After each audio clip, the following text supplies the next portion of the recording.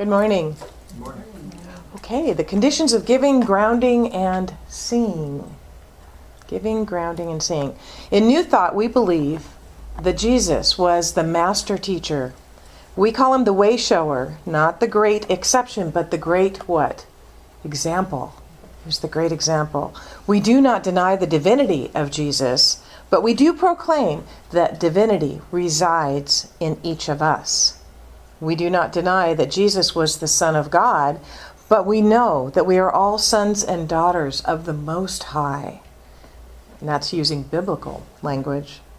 We do not deny that the kingdom of heaven was revealed through Jesus, but say that the kingdom of heaven is also revealed through you and through me.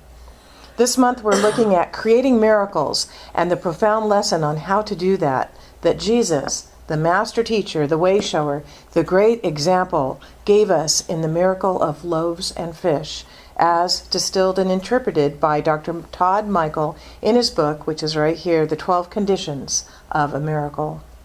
Dr. Michael was an emergency room medical doctor for many, many years, whose experiences with divine intervention caused him to take a new look at life. We've heard a lot of stories about doctors who had these awakenings.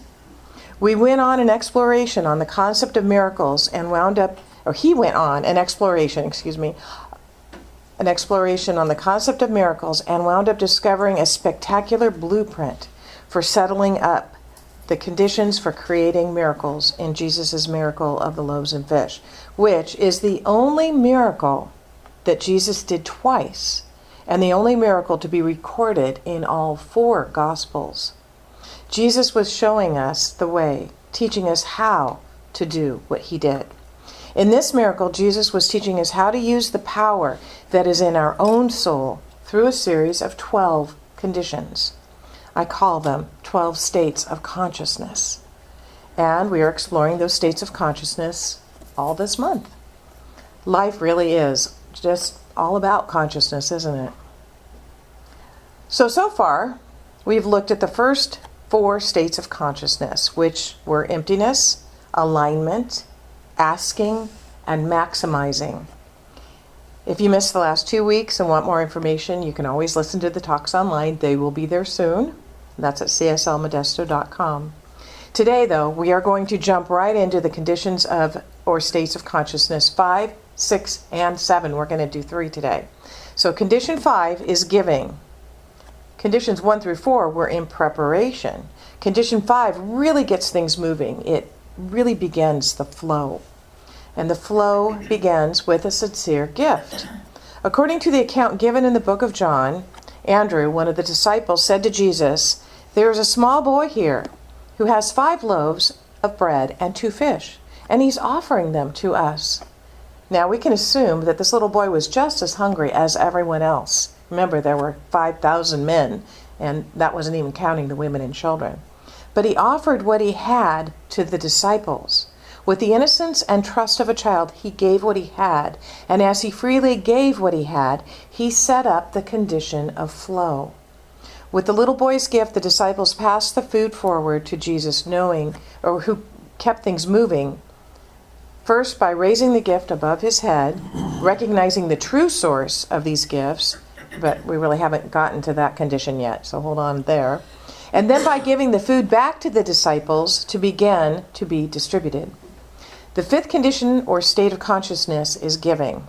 The act of giving relieves congestion and stimulates the flow and increase of resources. At Luke 6, chapter 38, we read, "Whatever measure you use in giving, large or small, it will be used to measure what is given back to you." Or in the words of Holmes in The Science of Mind, when the law of circulation is retarded, stagnation results. It is only as we allow the divine current to flow through us, on and out, that we really express life. The law of giving and receiving is definite. Emerson tells us to beware of holding too much good in our hands. It's also known as the hand example. The hand that is open to giving is also open to receiving. Isn't that interesting? The hand that's open to giving. And the same hand that is closing and is close to giving is close to receiving. When we give, we are being who we are. Ernest Holmes says that the love of God is the divine givingness, the eternal outpouring of Spirit through its creation. Its creation. That's us. We're the creation. When we give, we are coming from our divine nature. And here's a suggestion when activating the fifth condition, the condition of giving. Focus on the feeling behind the gift. What's the feeling behind the gift? Of course, the mere act of giving has power, but the intent behind the gift is the real power. As always, the conditions of a miracle work at the level of, as always, the conditions of a miracle work at the level of consciousness. As Jeff says, it's all consciousness. The generosity and love motivating you to give are ultimately what stimulate the flow. The feelings of love and satisfaction and joy that result from true giving activate the law of attraction, thereby bringing into our lives experiences that will promote feelings of love and satisfaction and joy in your life. There's a simple test that you can use to evaluate whether you're setting up a condition for a miracle through your giving. You will know that a gift is capable of generating miraculous results if the act of giving that gift makes you feel really, really good. Makes you feel really, really good. It's really that simple. You know how it feels when you find that perfect gift for a loved one or a friend. You know, sometimes it's not even at Christmas time. You're just out somewhere and you go, oh my gosh, this just screams joy. Or T or Claudia or Russell. It's like, oh, this, they would love this. And you know it's something that you want them to have, and you just can hardly wait to give it to them. You can hardly wait. Often it finds you when you're not even looking for it, and that makes it even more special. I feel the same way about tithing. It's impossible to outgive God, but boy, it's fun trying. It's really a lot of fun to try. Next, attach no strings to the gift. A true gift is always released freely. It is a gift given with, or if a gift is given with any expectation that a recipient will act or think in a specific way as a result, the gift will be ineffective in promoting your own miracle.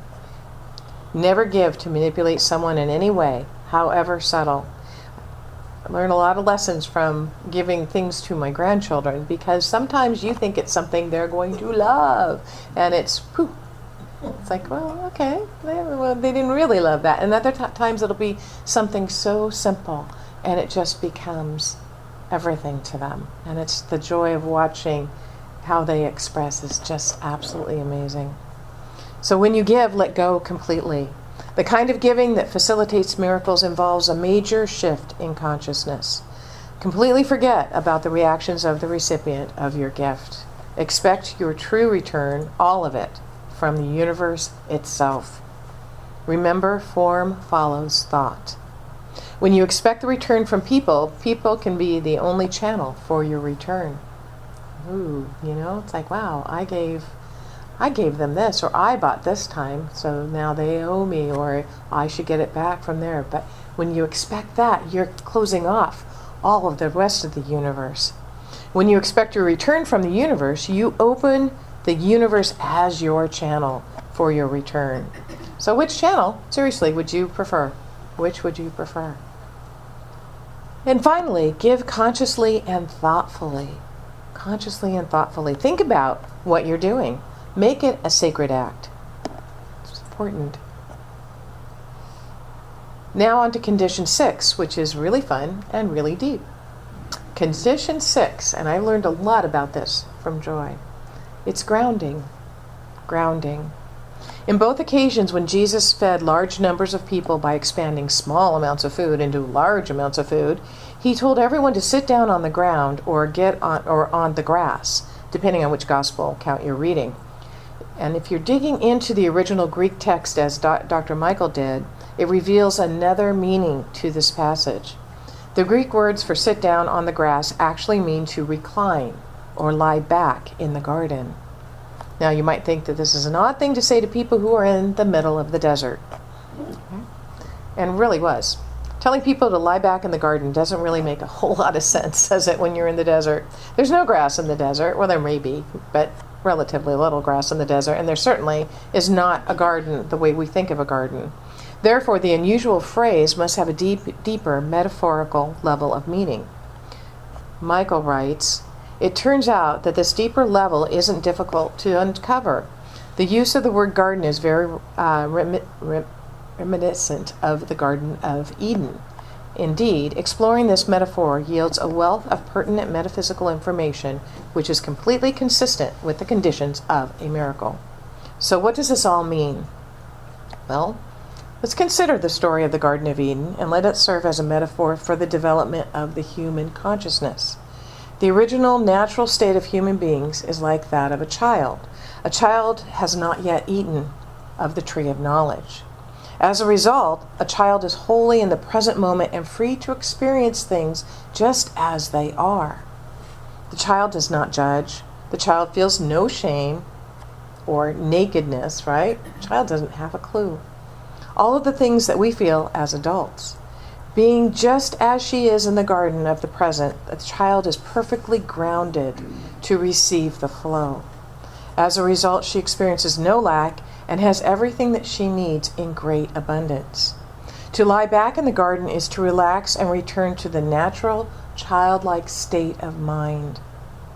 Holmes writes in The Science of Mind, how we long for a return of that simple trust in life which children have. In their minds there are no doubts. They have not yet been told that they are sinners, destitute of divine guidance and spiritual life. The life of a child is lived in natural goodness. We must return the way we came. As little children, we know that life is good and to be trusted. When we open our consciousness in this way, the doors of perception will open and you will be able to see the beauty and abundance that exists in great profusion all around us. And through this process of grounding, we will put ourselves in a position to receive our abundance. Activate the condition of consciousness of grounding by staying in the present moment as much as possible. And get your feet on the grass or on the ground, bare feet, because that helps a lot.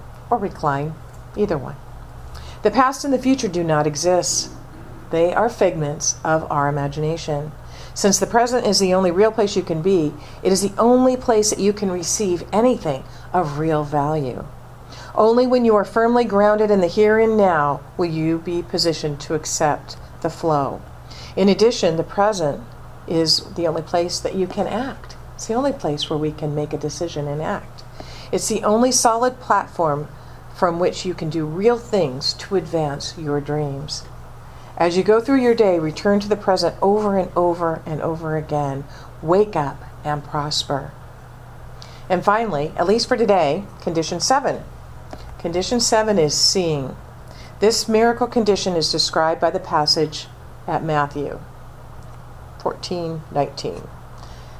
And he ordered the people to sit down on the ground, which is condition number 6, and he took the 5 loaves of bread and the 2 fish, and he looked up to heaven.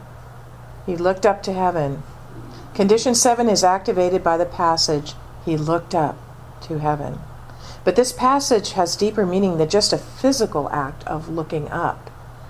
The act of looking up to heaven is described by 2 interesting original Greek words, which I cannot pronounce, and I'm not even going to try. But the first can mean to look, but it can also mean to recover sight. To recover sight. The second word could be translated to mean heaven, but there are other shades of meaning for it. It could also mean power or happiness. And a key meaning of it is the idea of elevation.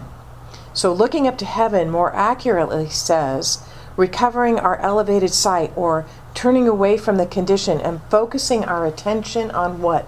The source. Focusing our attention on the source. Consistently and always remembering where all resources originate is an incredibly powerful, powerful act. Michael writes, because there is only one source and because everything in the universe comes from this source, every individual kind of matter and energy is in reality a different form or manifestation of the same substance. And what exactly is this primordial substance?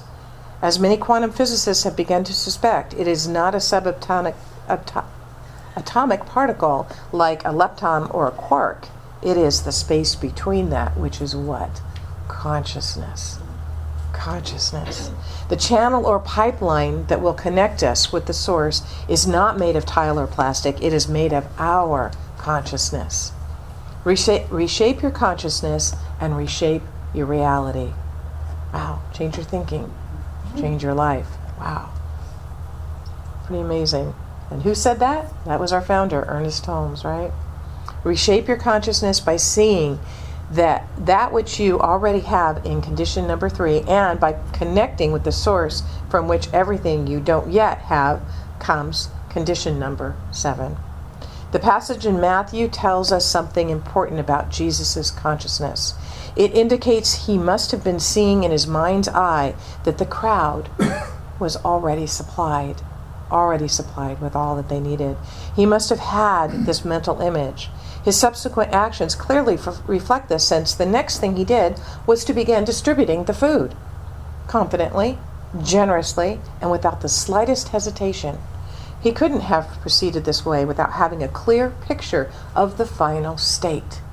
What is it you want to see when you get where you're going? What is the final state? The 7th conditioned state of consciousness is a miracle in establishing by restoring the vision, by seeing the successful fulfillment of our desire in the mind's eye as if it was real in the here and now. Remember, we're the ones who create time and space. There's no time and space really in spirit. It's all now. Here's a powerful illustration of this idea. Admiral James Stockdale was the highest-ranking United States military officer in the Hanoi Hilton prisoner of war camp during the height of the Vietnam War. Tortured over 20 times during his 8-year imprisonment from 1965 to 1973, Stockdale lived out the war without any prisoner's rights, no set release date, and no certainty as to whether he would even survive to see his family again. How did he deal with this through 8 years? 8 years. After his release, he was interviewed and he said, "I never lost my faith. In the end of the story, I never doubted that I would get out." He clearly saw the end in his mind. He saw his release. Jesus saw the end in mind. He saw all of the people, 5,000 people plus women and children. He saw them all fed. So in just 3 weeks, we have explored more than half of the conditions of a miracle worker. As a reminder, the first 2 weeks we looked at were emptiness, alignment, asking, maximizing, and today we added giving, grounding, and seeing. And I think I'm going to type up a little sheet so that we have them all in one place. I'll have those for you at the end of the month so that we can refer to them again and remind ourselves that we are truly miracle workers. So how have you, for those of you who started with us at the beginning of the month or even last week, how have you applied them over the past weeks as they relate to your highest dreams and visions? And if you haven't yet done that, think about your highest dream and vision and how you can apply these conditions of a miracle to your vision and dream. How will you apply the ones that we added today? Like I said, I'm going to write them out. So be thinking about what you want to apply. This is something you can continue to do well past this month. I really encourage everyone to do this and to be intentional about it. We're so much more powerful than we remember on a daily basis. It truly is time that we stop talking about what Jesus did and start doing it ourselves. It's time that we all start to be miracle workers because we can. And so it is.